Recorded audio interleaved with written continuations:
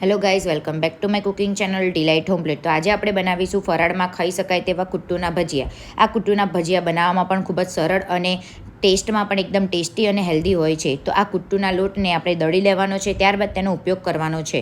તો અહીં મેં કુટ્ટુના ભજીયા બનાવવા માટે સૌપ્રથમ મેં 2 કે 3 જેટલા બટાકા બાફી દીધા હતા. ત્યારબાદ તેને મેં કટ કરી દીધા હતા. ત્યારબાદ અહીં મેં સમારેલું મરચું એડ કરેલું છે. ત્યારબાદ અહીં મેં 2 ટેબલ સ્પૂન જેટલું સિંધવ મીઠું અને 2 ટેબલ સ્પૂન જેટલું કાળા મરી પાવડર એડ કરેલું છે. જો તમને તીખા બનાવવા હોય તો કાળા મરી પાવડર તમે વધારે એડ કરી શકો છો. ત્યારબાદ અહીં મેં જે કુટ્ટુના લોટને 2 વાટકી જેટલો અહીં એડ કરેલો છે. તમે તમારી મરજી પ્રમાણે એડ કરી શકો છો.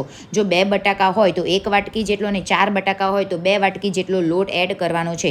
ત્યારબાદ તેમાં અડધીથી વધારે ગ્લાસ પાણી એડ કરવાનું છે અને આ કુટ્ટુના લોટને બરાબર રીતે મિક્સ કરતા રહેવાનું છે.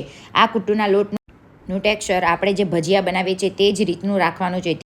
5 થી 10 મિનિટ આપણે વેઇટ કરીશું. ત્યારબાદ આપણે ગરમ તેલ કરવાનું છે. ત્યારબાદ આ કુટ્ટુના લોટને આપણે જેમ ભજીયા તળીએ છીએ નોર્મલ તેમ તળવાનું છે. તો તમારે ધ્યાનમાં રાખવાનું છે કે આપણી ગેસની ફ્લેમ એકદમ સ્લો હોવી જોઈએ, ના વધારે પડતી હાઈ હોવી જોઈએ. એકદમ નોર્મલ ગેસનું ટેમ્પરેચર રાખવાનું છે અને તે જ તેલમાં આપણે આ કુટ્ટુના ભજીયાને બરાબર રીતે તળવાના છે. હવે થોડા લાલાશ પડતા લાલ થઈ જાય ત્યારબાદ આપણે બીજી બાજુ પર તેને બરાબર રીતે તળી લેવાના છે. તો તમે જોઈ શકો છો આપણા કુટ્ટુના ભજીયા એક બાજુથી બરાબર રીતે લાલાશ પડતા લાલ થઈ ગયા છે. આ જ લાલાશ પડતા લાલ કલર બીજી બાજુ પણ આપણે કરવાના છે. વધારે પડતા લાલાશ કરવાના નથી અને આ કુટ્ટુના ભજીયા વધારે પડતું તેલ પણ હોતું નથી. તો તમે જોઈ શકો છો આપણે તેને બરાબર રીતે તેલમાં તળી લેવાના છે. ત્યારબાદ આપણે એક પ્લેટમાં તેને નીકાળી દઈશું. અહીં તમે આ કુટ્ટુના ભજીયાને તમે ગ્રીન ચટણી જે ઉપવાસમાં ખાઈ શકાય તેની સાથે પણ ખાઈ શકો છો, કાં તો તમે દહીં સાથે પણ ખાઈ શકો છો.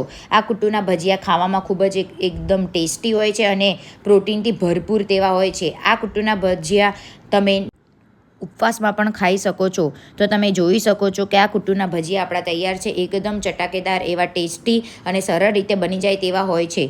જો તમને આ વિડીયો પસંદ આવ્યો તો અમારી ચેનલને લાઇક, શેર અને સબસ્ક્રાઈબ કરો. Thank you.